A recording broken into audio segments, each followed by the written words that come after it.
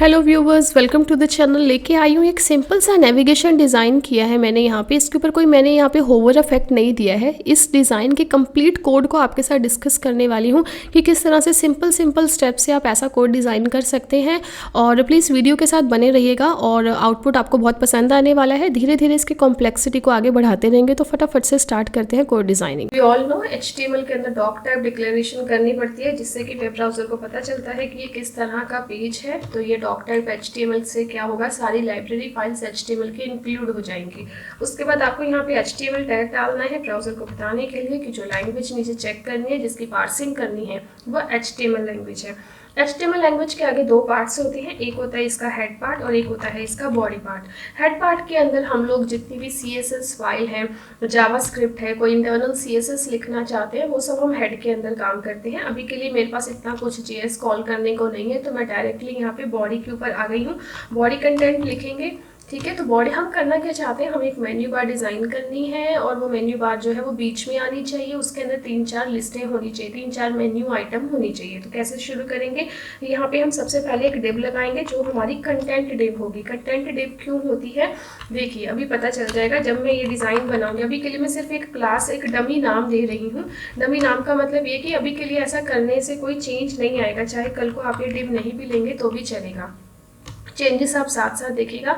मैंने एक content class ले ली है, यानी कि मैंने एक डिव बना दी है, एक ब्लॉक बना दिया है। उस ब्लॉक के अंदर मैं UL यानी कि अनलिस्टेड के अंदर ही लिस्टिंग शो करूंगी। मेरे को यहाँ पे 4-5 मेन्यू आइटम्स दिखानी है, तो मैंने LI ले ली। LI डिफॉल्ट लिस्टिंग के लिए इस्तेमाल की जाती है, बहुत ही बढ़िया होती है इस्तेमाल करने में, क्योंकि LI ब्लॉक एलिमेंट होता है। ब्लॉक एलिमेंट का मतलब होता है ये अपने कंटेनर की 100% विड्थ को लेके चलता है।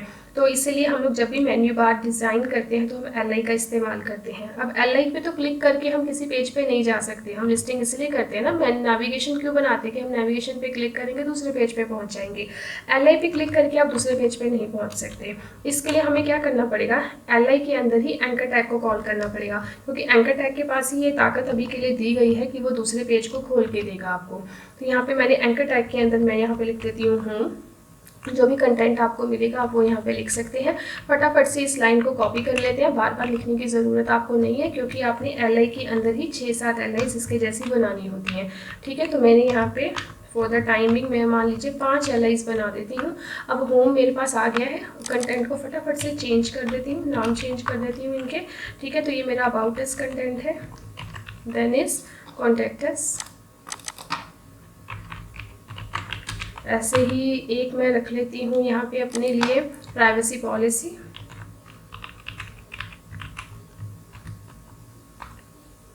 प्राइवेसी, ठीक है। और एक मैं यहाँ पे रख लेती हूँ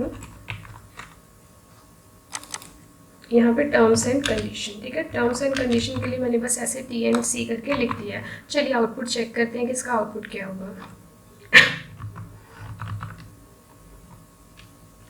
तो यहाँ पे इसका आउटपुट देखिए क्या आ रहा है, जो लिखा था एज इट इज़ वो कंटेंट शो हो रहा है। ये garbage in garbage out GIGO language है। गिगो का मतलब जो आप वहाँ पे लिखेंगे कोड के अंदर वही आपको यहाँ पे शो होने लग जाएगा। ऐसी तो कोई वेबसाइट नहीं होती और देखने में बिल्कुल सुंदर नहीं लग रही है। तो पहला तो मेरा मकसद ये है कि इतनी सारी विड्थ दे रखी है, फिर भी ये लेफ्ट साइड में ही क्यों कंटेंट आ रहा है। ये सारा कंटेंट मुझे बीच में चाहिए। अगर कंटेंट बीच में चाहिए तो इस कंटेंट को एक ब्लॉक में डालना पड़ेगा। तो ब्लॉक क्या है यहाँ पे, कंटेंट। कंटेंट मतलब कंटेनर है। ये कंटेनर का मतलब क्या हुआ, कंटेनर का मतलब है कि इसी के अंदर मेरी पूरी वेबसाइट डिज़ाइन होगी। तो अब मैं हेड टैग का इस्तेमाल करना आपको बता रही हूँ। यहाँ पे ना मैं कुछ स्टाइल दूंगी। स्टाइल का मतलब अपनी वेबसाइट को थोड़ा सुंदर बनाऊंगी, अच्छा बनाऊंगी। तो मैंने बोला कि जो मैंने अभी डिव के साथ एक कंटेंट क्लास बनाई है ना, उसको डॉट के साथ कॉल करते हैं। कंटेंट जो क्लास होती है उसको डॉट के साथ कॉल करते हैं। यहाँ पे ब्रेसेस डालेंगे और लिखेंगे कि इसको ना पहले तो थोड़ा सा बॉर्डर दे देते हैं, ताकि आपको पता चले कि मैं कर क्या रही हूँ। बॉर्डर देने से क्या होगा, आपको क्लियर हो जाएगा कि हमारी स्पेस कौन सी है ब्राउजर के ऊपर। तो सॉलिड हैश और मैंने यहाँ पे ब्लैक कलर इसको दे दिया, ठीक है। अब देखिए पहले मैं कर क्या रही थी, अब मैं ब्राउजर के ऊपर आ जाती हूँ, रिफ्रेश किया, देखिए ब्लैक कलर का बॉर्डर आ गया, यानी कि ये है मेरा कंटेंट एरिया। अब ध्यान से अगर आप देखें तो पूरे के पूरे ब्राउज़र को, पूरे की पूरी स्क्रीन को ही इसने ले लिया है ब्लैक कलर में। मुझे ऐसी 100% वाली वेबसाइट नहीं चाहिए, मैं चाहती हूँ मेरी वेबसाइट यहाँ सेंटर में होनी चाहिए। तो इसके लिए क्या करना पड़ेगा, मुझे एक विड्थ फिक्स करनी पड़ेगी। तो मैंने इसको विड्थ दे दी। मान लीजिए मैंने कहा कि मेरी वेबसाइट 1000 पिक्सल के ऊपर काम करेगी। चलिए जल्दी से चेक करते हैं। अब 1000 पिक्सल लिखते ही ये जो बॉर्डर था ये 1000 पिक्सल का हो गया। मैं आपको बता दूँ ये 1000 का नहीं हुआ है। 1000 तो विड्थ होती है, 2 पिक्सल बॉर्डर लेफ्ट से और 2 राइट से होता है, इसका मतलब 1004 पिक्सल हो गया है। पर आपको इतनी कैलकुलेशन अभी के लिए नहीं सीखनी है। तो यहाँ पे 1000 पिक्सल का आपका बॉर्डर एक कंटेंट बन के आ गया है।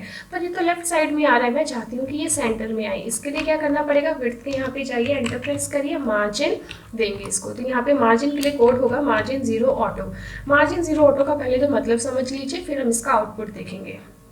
इस जीरो का मतलब क्या होता है, ये जीरो होता है टॉप और बॉटम के लिए, यानी कि जो ये डिब्बा बना हुआ है काले रंग का, जो बॉक्स बना है बॉर्डर वाला, इसके ऊपर से भी कोई स्पेस नहीं चाहिए हमें, नीचे से भी कोई स्पेस नहीं चाहिए, इसलिए हमने जीरो दे दिया। जीरो माने 0 पिक्सल, ऑटो माने ऑटोमेटिक। ऑटोमेटिक का मतलब क्या है कि जितनी स्पेस लेफ्ट में होगी उतनी ही स्पेस राइट में होगी, जो अभी नहीं है। अभी हम देख सकते हैं राइट में बहुत सारा स्पेस है और लेफ्ट में कोई स्पेस ही नहीं है। तो हमने ऑटो लिख दिया है। अब हम इसे सेव करेंगे और चेक करेंगे आउटपुट को। आप यहाँ पे देख सकते हैं आपका कंटेंट जो है वो बीच में आ गया है, बहुत सुंदर लग रहा है। यानी कि आपकी वेबसाइट का कंटेनर अच्छा लग रहा है, पर अंदर का कंटेंट जो नेविगेशन हमने बनानी थी वो देखने में अच्छी नहीं लग रही है। उसके अंदर ये बुलेट्स आ रही हैं, होम अबाउट अस के नीचे लाइनें आ रही हैं, ब्लू कलर आ रहा है, हमें ऐसा नहीं चाहिए। तो पहले तो हम ये बुलेट्स हटाते हैं। अब मैं आपको बता दूं, जो ये बुलेट्स होती है ना, ये एलआई की डिफ़ॉल्ट प्रॉपर्टी होती है, लिस्टिंग की डिफ़ॉल्ट प्रॉपर्टी उसको बुलेट्स मिलती है। तो इसके लिए हमें क्या करना पड़ेगा, जो हमारी कंटेंट क्लास थी उसके अंदर यूएल था, यूएल के अंदर एलआई था। तो आपने देखा मैंने कैसे लिखा, dot content space UL space LI, और यहाँ पे मैंने अपनी ब्रेसेस स्टार्ट कर दी। अब मैं यहाँ पे उसको बोलूँगी कि अपनी बुलेट्स हटाओ। वो बुलेट्स कैसे हटाएंगे, उनको बोलूँगी जो स्टाइल तुमने दे रखा है वो मुझे पसंद नहीं आया, इसलिए इसका लिस्ट स्टाइल मैंने यहाँ पे कर दिया नन। अब लिस्टिंग का जो स्टाइल था बुलेट वाला वो यहाँ से रिमूव हो गया, ठीक है ना। पर अभी भी मुझे ये अच्छा नहीं लग रहा है, क्योंकि ये एक के नीचे एक आ रहा है। मैं चाहती हूँ ये एक के बाद एक आए। एक के बाद एक आने के लिए मैं यहाँ पे इसको फ्लोट दे दूँगी। तो मैंने यहाँ इसको बोला फ्लोट लेफ्ट। फ्लोट का मतलब होता है दोस्तों इंग्लिश में तैरना, लेफ्ट का मतलब लेफ्ट साइड में, यानी कि जितना भी कंटेंट एक के नीचे एक आ रहा था वो एक के साथ एक आता जाएगा, लेफ्ट साइड में ऐड होता रहेगा। अब देखिए ये कंटेंट इस तरह से आ गया। अब यहाँ पे एक अच्छा काम तो हुआ कि जो अबाउट अस नीचे आ रहा था लेफ्ट में आने लग गया है सारा कंटेंट। पर ये क्या हुआ, कंटेंट नीचे रह गया, वो जो कंटेनर था वो जो बॉर्डर लगा रखा था वो ऊपर का ऊपर रह गया। ये हो गई है डिज़ाइन के अंदर डिस्टर्बेंस। ये डिस्टर्बेंस हमेशा होगी जब भी कभी आप फ्लोट का इस्तेमाल करेंगे। फ्लोट के अंदर ये रिस्क रहता है, इसलिए जब भी कभी फ्लोट का इस्तेमाल करें तो एक और क्लास जरूर बनाएं जिसका नाम होता है क्लियर फिक्स। ये एक ही बार बनानी पड़ती है, आपको अपने कोड के अंदर बार बार इसको डिज़ाइन नहीं करना पड़ता है। क्लियर फिक्स के अंदर आपको बस एक लाइन लिखनी है जिसका नाम है ओवरफ्लो ऑटो। हाँ, अगर आप ये कोड अपने घर पे रन करते हैं, कोई प्रॉब्लम आती है मुझे कमेंट करके बताइएगा, मैं आपका जो क्लियर फिक्स का कोड है वो अपडेट कर दूंगी, यानी कि आपको बता दूंगी कि ऐसा और क्या लिखना है ताकि आपके साथ ये जो डिज़ाइन डिस्टर्बेंस है ये ना हो। अब ये जो क्लियर फिक्स थी इसको मैंने बना तो दिया, पर मैंने इसको कोड कहीं कॉल तो किया नहीं है। तो यहाँ पे मैं क्या करूँगी, यूएल अकेला पड़ा हुआ था, इसको मैं क्लियर फिक्स दे दूँगी। अब क्लियर फिक्स देने से हुआ क्या, क्लियर फिक्स देने से जो एलआई के बीच में डिस्टर्बेंस आई थी ना कि लेफ्ट में जाते जाते उन्होंने ऊपर वाले डिज़ाइन को छोड़ दिया था, वो अब ठीक हो जाएगा। देखिए अभी बढ़िया हो गया, डिब्बे के अंदर प्रॉपर कंटेंट आ रहा है। आ तो रहा है पर बड़ा चिपका चिपका आ रहा है, इसको थोड़ा सा दूर करते हैं। दूर कैसे करेंगे, इन सबको स्पेस दे देते हैं। तो मैं क्या, किसको स्पेस देना है, देखिए ये एक एलआई है, फिर ये एक एलआई है, तो दोनों एलआई के बीच में स्पेस होना चाहिए। तो मार्जिन देते हैं इनको राइट साइड से। किसको मार्जिन देना है, हमें अपने एलआईज को मार्जिन देना है। तो कैसे देंगे, यहीं पे आएंगे जहाँ फ्लोट लेफ्ट दिया था, यहाँ देंगे मार्जिन। कहाँ से दे रहे हैं हम, राइट साइड से दे रहे हैं। क्यों, क्योंकि लेफ्ट साइड में ऑलरेडी स्पेस है। तो मैं राइट साइड से इसको 25 पिक्सल का मार्जिन दे रही हूँ। अब देखिए क्या होगा, देखिए इनके बीच में कितना अच्छा स्पेस क्रिएट हो गया है। अभी ये तो अच्छा हो गया। अब मुझे ना इनका ये जो ब्लू कलर आ रहा है वो भी पसंद नहीं है और नीचे की अंडरलाइन भी पसंद नहीं है। अब मैं आपको बता दूँ, जो ये ब्लू कलर है और जो नीचे अंडरलाइन आ रहा है ना, ये एंकर टैग की डिफ़ॉल्ट प्रॉपर्टीज़ होती हैं। तो अगर इसको रिमूव करना है तो एंकर टैग को भी ऊपर कॉल करना पड़ेगा। उन्हें भी हम बोलेंगे कि बहुत आराम कर लिया, अब जरा स्टाइल के पास आइए। तो कैसे करना है ध्यान से देखिएगा। मैंने यहाँ पे क्या लिखा है पहले ये समझिए। मैंने कंटेंट क्लास के अंदर एक यूएल था, यूएल के अंदर एक एलआई था। अब एलआई के अंदर मैंने किसको कॉल कर लिया, एंकर को। मैं एंकर की प्रॉपर्टीज़ को चेंज करना शुरू करूँगी। किस तरह से चेंज करूँगी, मैं सबसे पहले तो इसको बोलूँगी कि आप अपने कलर को थोड़ा सा अच्छा करिए। तो यहाँ पे हम इसका कलर चेंज करते हैं। तो कलर मैंने यहाँ पे इसको दे दिया है, फॉर एग्जांपल मैं इसको वाइट कलर दे रही हूँ, ठीक है। कलर मैंने इसको यहाँ पे वाइट दे दिया है। और इसके अंदर आपने देखा होगा नीचे अंडरलाइन आ रही थी, उसको हटाने के लिए हमारे पास जो प्रॉपर्टी होती है वो होती है टेक्स्ट डेकोरेशन। तो हम टेक्स्ट डेकोरेशन को नन कर देंगे, वो अंडरलाइन नीचे से हट जाएगी, क्योंकि अब मैंने कलर वाइट दे दिया है और क्योंकि मेरे ब्राउज़र का भी कलर वाइट है, तो जैसे ही रिफ्रेश करूँगी मुझे दिखना ही बंद हो जाएगा।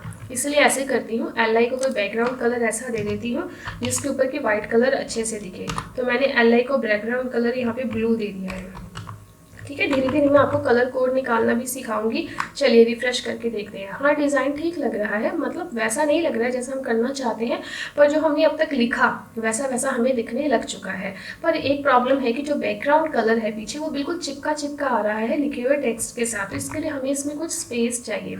आप लोगों ने मार्जिन देख लिया। मार्जिन का मतलब होता है एक और दूसरे जो दो डिब्बे लगे हैं, दो बॉक्स लगे हैं, उनके बीच का स्पेस। अब एक और प्रॉपर्टी होती है जिसका नाम होता है पैडिंग। पैडिंग का मतलब होता है एक डिब्बे के अंदर का ही स्पेस।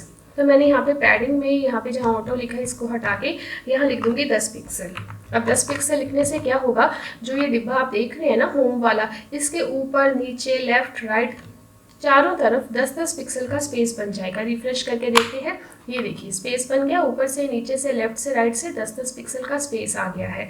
देखने में तो अच्छे लग रहे हैं, थोड़ा और अच्छे हो सकते थे, एकदम डिब्बे डिब्बे से बन के आए हैं। अगर थोड़े से गोल घूम जाए तो इसके लिए एक प्रॉपर्टी होती है जिसका नाम होता है बॉर्डर रेडियस। तो बॉर्डर रेडियस में यहाँ पे ज़्यादा ना देके 5 पिक्सल दे रही हूँ। अभी के लिए सिर्फ 5 पिक्सल दे रही हूँ, उसकी बाकी प्रॉपर्टी को नहीं लिख रही थी कि हल्की हल्की गोलाई में आ गए, बहुत खूबसूरत लग रहे हैं, बढ़िया लग रहे हैं। चलिए ठीक है, आई थिंक अभी आपको काफ़ी हद तक बातें समझ में आ गई होंगी। एक बात और नोटिस करेंगे, जो होम अबाउट अस लिखा है ना, इसकी फॉन्ट फैमिली भी देखने में सुंदर नहीं लग रही है। तो फॉन्ट फैमिली, कलर, ये सब हम एंकर टैग को देंगे, क्योंकि टेक्स्ट हमने एक्चुअल में एंकर टैग के अंदर लिखा था। तो यहाँ पे मैं इसकी फॉन्ट फैमिली को भी चेंज कर दूंगी। फॉन्ट फैमिली मतलब लिखने के तरीके को चेंज कर दूंगी। तो मेरी फेवरेट एक्चुअल में एरियल ही है। मेरे ही नहीं, नॉर्मली जो हमारे क्लाइंट्स होते हैं उनकी भी फेवरेट एरियल ही होती है। वैसे वो चेंजेस भी करवाते रहते हैं। ये देखिए, home about us, contact us, privacy policy. अभी के लिए हम क्या करेंगे, इसको एक फॉन्ट साइज भी दे देंगे। ऐसा हम इसलिए करते हैं कि अभी के लिए वो एक डिफॉल्ट फॉन्ट साइज लेके चल रहा है। कल को किसी और ब्राउजर पे गया तो हो सकता है डिस्टर्ब हो जाए, तो हम उसे उसका अपना एक फॉन्ट साइज 14 पिक्सल दे देंगे। थोड़ा कम लग रहा है, मैं इसको 16 कर देती हूँ और इसको रिफ्रेश कर देती हूँ। I think design is not that bad, ठीक लग रहा है। मैंने कहा था मैं कि आपको ये चीज़ करना बता दूंगी, पर अभी के लिए मैं इसके ऊपर होवर इफेक्ट्स नहीं करूँगी, वो मैं नेक्स्ट वीडियो में आपको करके दूंगी। दोबारा से एक सिंपल नेविगेशन के साथ आऊँगी जिसके के अंदर मैं आपको बताऊँगी कि होवर इफेक्ट कैसे दिया जाता है इन्हें, ठीक है। और फिर हम धीरे धीरे सीखेंगे कि इसके नीचे कैसे और लिस्टिंग लेके आए। अभी के लिए वीडियो को यहीं फिनिश कर रही हूँ, बहुत लंबा हो गया है। वीडियो पसंद आई हो तो प्लीज़ लाइक करके चैनल को सब्सक्राइब करिए, बने रहिए साथ में, ऐसे मज़ेदार कंटेंट आपके पास आते रहेंगे। Thank you.